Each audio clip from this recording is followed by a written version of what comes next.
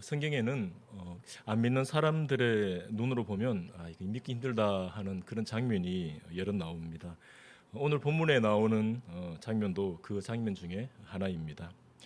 하나님께서 시내산에 친히 강림하시는 장면은 성도의 눈에도 놀라운 장면인데요. 이 시내산 강림에서 하나님의 영광이 어떠한지를 성도들은 엿볼 수 있습니다. 오늘은 하나님의 시내산 강림 장면을 살펴보시면서 성도가 하나님의 영광 앞에서 어떻게 서 있어야 하는지를 함께 생각해 보겠습니다. 하나님께서 시내산에 강림하신 것은 이스라엘 백성들이 출애굽한 지 3개월이 지난 때였습니다.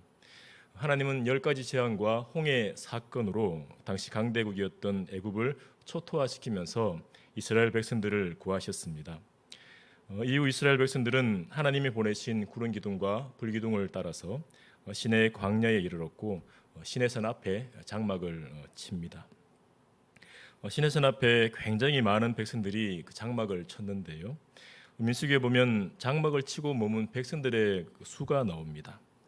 그 수는 조상의 가문을 따라 20세 이상으로 싸움에 나갈 만한 남자만 60만 3,550명이었다고 합니다. 어린아이와 여자 그리고 노인까지 합치면 대구 시민의 숫자와 비슷했던 것 같습니다. 참고로 작년 대구 시민이 240만 명 가량이었다고 합니다. 이스라엘 백성들의 수많은 장막이 시내산 앞에 쭉 펼쳐져 있는 장면은 상상이 잘 안 되지만 참 장관이었을 것 같습니다. 그렇게 많은 백성들이 장막을 치고 있을 때 하나님은 모세를 시내산으로 불러 올리십니다. 그리고 백성들에게 하나님이 행하신 역사에 대해 말씀하시며 하나님의 말씀과 언약을 잘 지키라 하십니다. 그리고 이스라엘 백성들이 하나님의 말씀과 언약을 잘 지키면 이스라엘 백성들을 하나님의 소유로 삼고 제사장 나라와 거룩한 백성이 되게 할 것이라 말씀하십니다. 산에서 내려온 모세가 하나님의 말씀을 백성의 장로들에게 전했을 때 백성들을 대표하는 장로들은 하나님의 명령에 다 순종할 것입니다 했습니다. 모세를 통해 백성의 말을 들으신 하나님은 3일 뒤에 온 백성의 눈앞에서 시내산에 강림하겠다 말씀하십니다. 그리고는 백성들에게 준비를 하라 하시는데요. 백성들을 성결하게 하고 그들의 옷을 빨게 하시고 또 산의 경계를 정해서 그 경계를 침범하지 말라고 명하십니다. 하나님이 말씀하신 바로 그날 모세의 지도로 백성들은 자신들을 성결하게 하며 옷을 빱니다. 그렇게 하루가 지나고 이틀이 지나 하나님이 말씀하신 셋째 날 아침이 되었을 때 수많은 백성들의 눈앞에 놀라운 장면이 펼쳐집니다. 16절입니다. 셋째 날 아침에 우레와 번개와 빽빽한 구름이 산 위에 있고 나팔 소리가 매우 크게 들리니 진중에 있는 모든 백성이 다 떨더라. 학자들에 의하면 시내산은 팔공산보다 2배 정도 높은 바위산이라고 하는데요. 그렇게 높은 산이 빽빽한 구름으로 뒤덮여 버리고 산 위에서 우레와 번개, 다시 말해 천둥과 번개가 치고 그리고 매우 큰 나팔 소리가 울리니 진중에 있는 모든 백성들이 다 떨었다고 합니다. 혹시 비 올 때 여러분 근처에서 천둥 치고 번개 치는 것을 경험해 보신 적이 있으십니까? 저는 호기심에 장마철에 천둥 번개 칠 때 밖에 나가 본 적이 있는데요. 그때가 30대 초반이었습니다. 어릴 때 어머니 그 무릎에 누워서 멀리 울리던 천둥 번개를 생각하고 재밌겠다 싶어서 밖에 나갔다가 시급하고 돌아온 기억이 있습니다. 천둥 번개가 멀리서 치면 그냥 재미있는 구경거리인데요. 바로 근처에서 쾅 하고 치면 아무리 성인 남자라도 순간적으로 자신도 모르게 귀를 막고 몸을 숙일 정도로 강력합니다. 그런 천둥과 번개가 칠 때 진중에는 모든 백성들이 다 그 광경에 두려워 떨었고 그런 중에 모세는 하나님을 맞으려고 백성들을 다 불러냅니다. 그리고 하나님이 경계로 말씀하신 산기슭에 백성들이 서 있을 때 하나님이 백성들의 눈앞에서 시내산에 마침내 강림하십니다. 18절 19절입니다. 시내산의 연기가 자욱하니 여호와께서 불 가운데 거기 강림하심이라. 그 연기가 온기가마 연기같이 떠오르고 온 산이 크게 진동하며 나팔 소리가 점점 커질 때에 모세가 말한즉 하나님이 음성으로 대답하시더라. 이미 빽빽한 구름으로 뒤덮여 있는 시내산 위에 빽빽한 구름과는 또 다른 연기가, 온기가마 연기, 다르게 표현하면 용광로에서 쏟아지는 연기처럼 산 위로 떠오릅니다. 왜 온기가마 연기 같은 연기가 산 위에 떠올랐다고 했습니까? 여호와께서 불 가운데 강림하셨기 때문입니다. 하나님께서 불 가운데 강림하신 이 장면은 후문맥인 24장 17절에 이렇게 표현되어 있습니다. 산 위에 여호와의 영광이 이스라엘 자손의 눈에 맹렬한 불같이 보였고, 백성들의 눈에 맹렬한 불처럼 보인 것은 하나님의 영광이라고 출애굽기 기자는 말합니다. 하나님이 맹렬한 불처럼 보이는 영광 가운데 시내산에 강림하셨을 때 그 영광 앞에서 온 산이 크게 진동했습니다. 높은 바위 산이 크게 진동할 때 산 기슭에 모여있던 백성들이 그 진동을 다 겪었을 텐데 그때 백성들의 심정이 어땠을까요? 이스라엘 백성들이 겪었던 진동까지는 아니지만 몇 년 전 저와 여러분도 집이 흔들리고 창틀이 흔들리는 진동을 겪었습니다. 당시 경주에 일어난 지진의 진동이 대구까지 밀려왔는데요. 그 진동을 겪고 나서 많은 사람들이 불안해하며 밤을 새웠고 그 후 며칠 동안이나 불안해했습니다.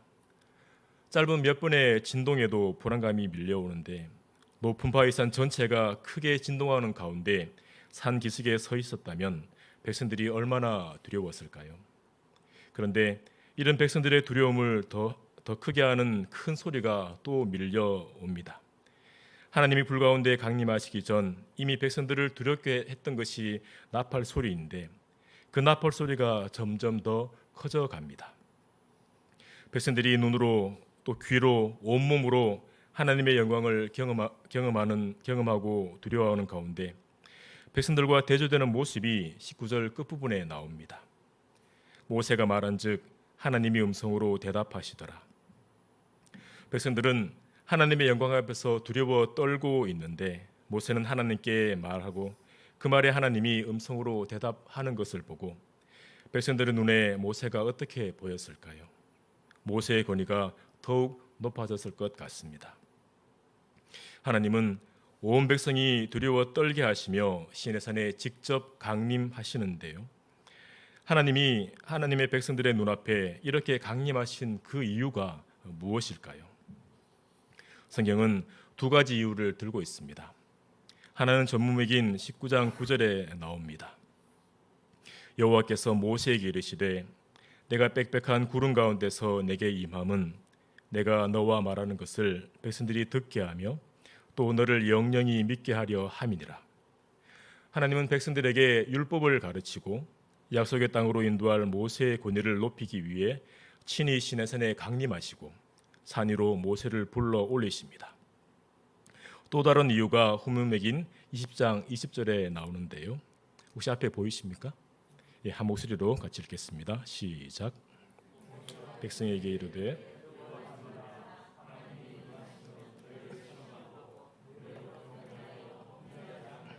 하시니라. 아멘.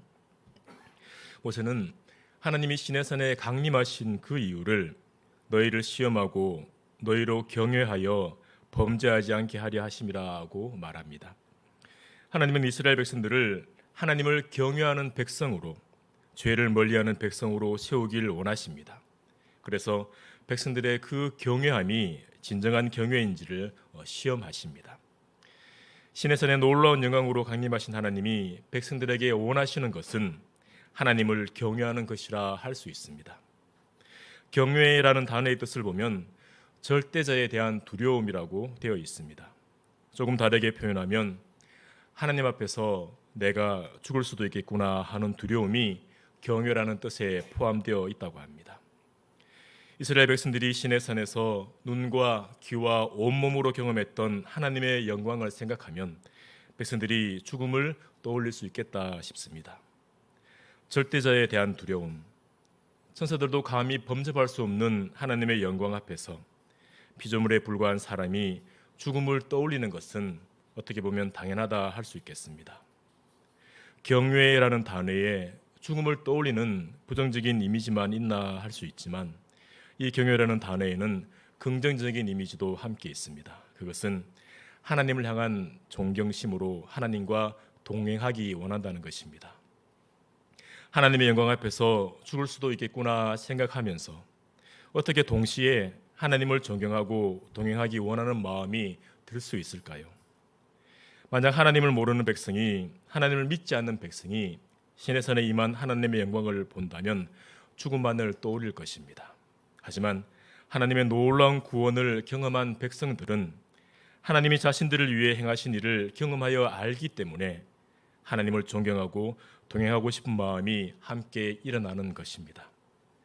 모든 것을 살라버리는 맹렬한 불과 같은 영광을 가지신 하나님이시지만 그 하나님이 나를 구원하시는 나의 하나님이라는 것을 아는 마음, 이 마음이 경외라는 단어 속에 들어있는 것입니다. 하나님은 이렇게 경외하는 백성들을 세우기 원하십니다. 하나님의 불과 같은 영광 앞에서 두려워 떨지만 그와 동시에 하나님의 놀라운 구원의 은혜를 알아 하나님과 동행하기 원하는 백성, 그런 백성을 하나님이 세우길 원하십니다. 저와 여러분이 하나님 앞에서 하나님을 경외하는 백성으로 서기를 소망합니다. 우리가 예배하는 하나님은 그 영광이 영원하고 무한하고 불변하신 분이십니다. 신의 산에 놀라운 영광으로 강림하신 하나님, 신의 산을 뒤흔들며 맹렬한 불과 같은 영광으로 강림하신 하나님은 지금도 변함없는 영광으로 우리와 함께 하십니다. 이런 하나님을 향한 저와 여러분의 경외함이 어떠한지를 돌아보면 좋겠습니다. 하나님 앞에 나올 때 하나님을 예배하는 자리, 기도하는 자리에서 여러분은 하나님을 경외하고 계십니까? 하나님의 영광 앞에 두려워함과 동시에 놀라운 사랑으로 구원해 주셨음에 감격하며 하나님 앞에 서고 계십니까? 저와 여러분은 하나님의 영광을 이미 알고 있습니다. 하나님의 말씀을 통해 하나님이 얼마나 크고 광대하신 분인지, 얼마나 놀라운 분인지 이미 알고 있습니다. 여러분이 아는 대로, 여러분이 믿고 있는 대로 하나님의 이름에 합당한 영광을 하나님께 돌려드려야 합니다. 하나님께 합당한 경외함으로 하나님 앞에 나아가야 합니다.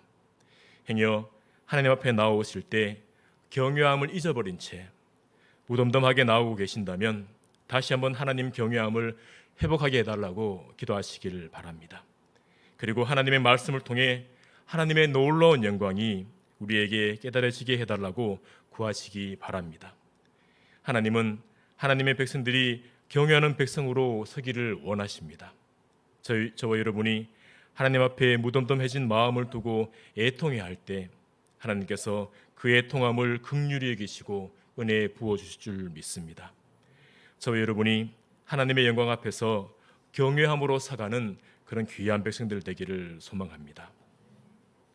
오늘은 하나님의 신의 산 강림 장면을 통해 하나님의 영광 앞에서 성도가 어떻게 서 있어야 하는지를 살펴보았습니다. 성도는 하나님의 영광 앞에서 경외함으로 서 있어야 합니다. 하나님의 영광 앞에서 내가 죽을 수도 있겠구나 하는 거룩한 두려움을 가지되 우리를 구원해 주신 하나님의 사랑을 기억하며 서야 합니다. 어떻게 보면 신의 산 기슭에서 두려워 떠는 백성들이 부러울 수도 있습니다.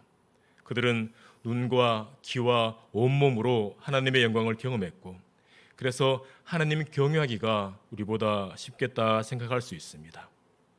저와 여러분이 이스라엘 백성들처럼 눈과 귀와 온몸으로 하나님의 불과 같은 영광을 경험하지는 못했지만 우리는 말씀을 통해 하나님의 영광을 경험할 수 있습니다. 우리와 동행하시는 스승 되시는 성령께서 우리에게 말씀을 깨닫게 해주십니다. 여호와의 친밀하심이 그를 경외하는 자들에게 있다 하는 시편 말씀이 있습니다. 저와 여러분이 하나님의 영광을 기억하며 날마다 하나님 경외함으로 살아가는 백성들 되기를 소망합니다. 그래서 하나님께서 친밀함으로 대하시는 귀한 은혜를 날마다 누리시기를 소망합니다.